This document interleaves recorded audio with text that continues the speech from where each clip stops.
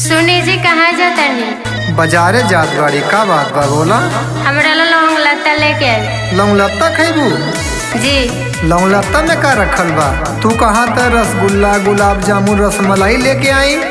ना हमको लौंग लत्ते पसंद बा। ठीक बा ये करे जा। तोके लौंग लत्ता पसंद बा त लौंग लत्ता लेके आई। बस खुश। ठीक बा जी। ये भैया यही भाव में अपने सैया से कहताड़ी। कैसे कहताड़ी? आरे कवनो मिठाई नहीं भाताए राजा जी। आरे कवनो मिठाई नहीं भाताए राजा जी। तो हमके खिया दिलावता है राजा जी। हमके खिया दिलावता है राजा जी। हमके खिया दे।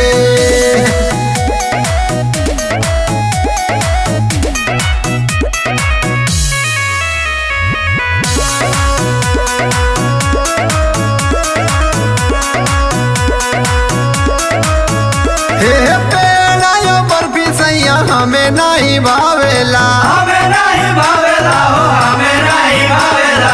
लाई के जलेबी सैया लचका लगावेला। लचका लगावेला हो, लचका लगावेला। पेड़ा यो बर्फी सैया हमें नहीं भावेला। लाई के जलेबी सैया लचका लगावेला। और खाए बदे मन भूसुरताए राजा जी। तो हमके खिया दिलावंग लाता है राजा जी। हमके खिया दिलावता है राजा जी। हमके खिया दी।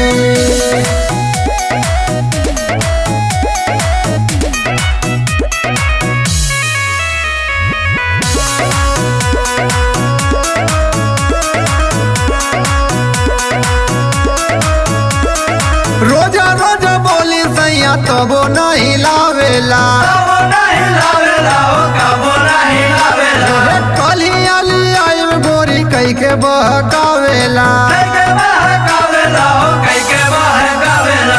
रोजा रोजा बोली सैया तो वो नहीं लावेला। हे कलिया लिया गोरी कई के बहकावेला।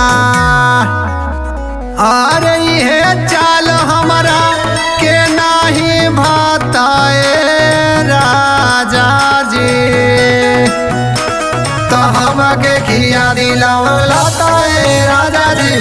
हमके खिया दिलावता है राजा जी। हमके खिया दी।